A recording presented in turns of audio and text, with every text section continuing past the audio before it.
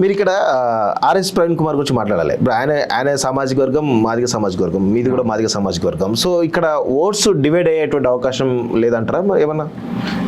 RS Praveen Kumar గారు ఒక medicine లాంటి వాళ్ళు.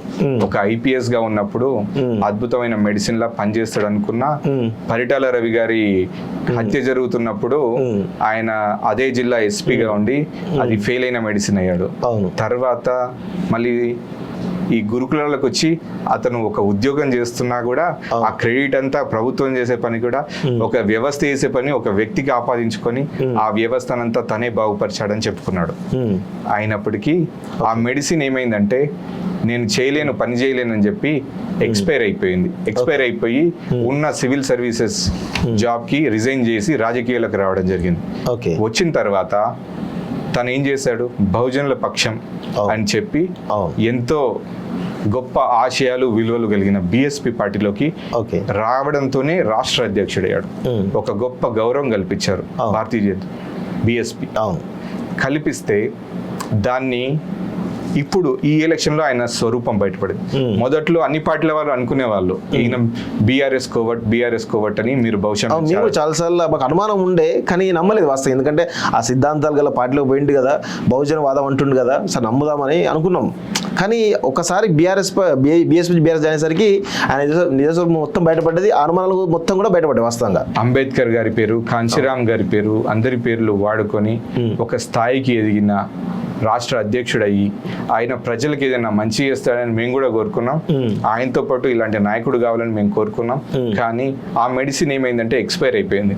ఎక్స్పైర్ అయిపోయి ఫస్ట్ ఏం చెప్పారు, నాగర్ కర్నూలులో బీఆర్ఎస్ తో పొత్తు పెట్టుకొని బిఎస్పి పార్టీ పోటీ చేస్తుంది, ఆర్ఎస్ ప్రవీణ్ కుమార్ గారు అభ్యర్థి అన్నారు. మాయావతి గారు బీఆర్ఎస్ పార్టీతో వద్దు, ఆ పార్టీ ఉండదు అని ఆవిడకున్న రాజకీయ అనుభవంతో ఆవిడ అంచనా వేసి ఆయన వద్దన్నారు. వెంటనే ప్లేట్ ఫిరాయించి ఆయన పార్టీ మారి ఒక ఎంపీ సీట్ కోసం రాష్ట్ర అధ్యక్షుడి పదవి ఆయన నమ్ముకున్న సిద్ధాంతాలన్నీ కూడా తాకట్టు పెట్టి ఈరోజు బీఆర్ఎస్ లో కలిసాడు.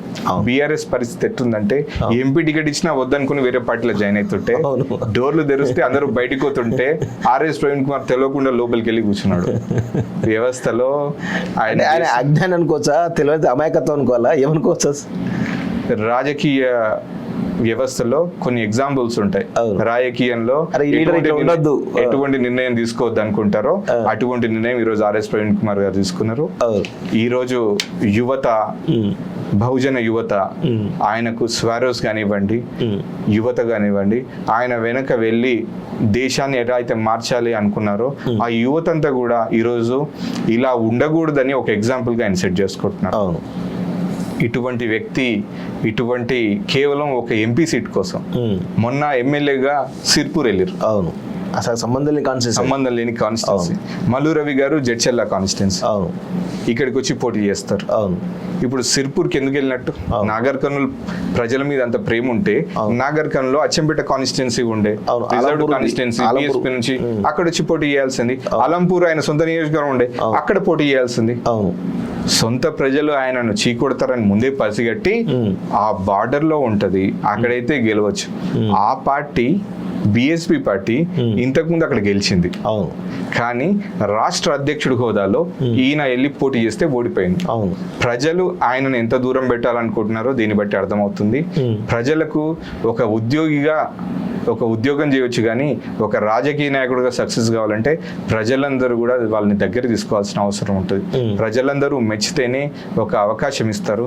ఆ అవకాశం ప్రజలు బహుశా ఆయనకు ఎప్పటికీ ఇవ్వకపోవచ్చు అని నేను అనుకుంటున్నాను.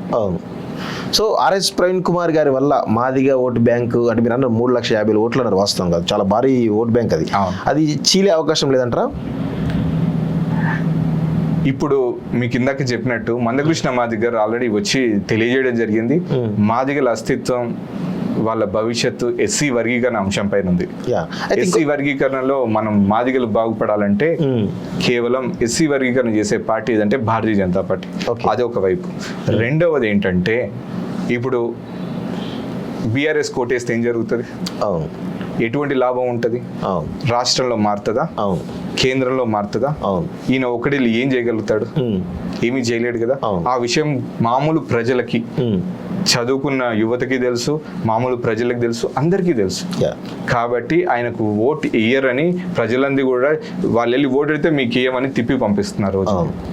సో ఇప్పుడు మాదిగ వర్గీకరణ అంశం పైన ఇప్పుడు ఒకవేళ భారతీయ జనతా పార్టీ వెనుకడిగిస్తే దాని గురించి పోరాడేటువంటి సత్తా భారత్లో ఉందంటారా? ఖచ్చితంగా ఉంది. ఉమ్. నాన్నగారు పార్టీ మారే రోజు కూడా అదే విషయం చెప్పడం జరిగింది ఢిల్లీలో ప్రెస్ మీట్ లో. Okay. Bharatiya Janata party SC వర్గీకరణ కోసం ఉమ్.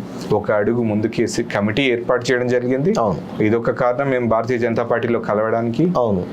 ఇంకొకటి, ఇంకా రిజర్వ్ స్థానాలను ఇంకా వెనకబడిన స్థానాలుగా చూస్తున్నారు. అవును. దాన్ని దాటాలంటే ఒక చదువుకున్న యువకుడిగా భవిష్యత్తులో ఆ వర్గీకరణ అంశానికి తోడ్పడి కేవలం దళితులనే కాదు ప్రజలందరినీ కలుపుకునే నాయకులు కావాలని ప్రజలందరూ కోరుకుంటున్నారు. అందులో నేనుంటానని నేను భావిస్తున్నాను. ఓకే.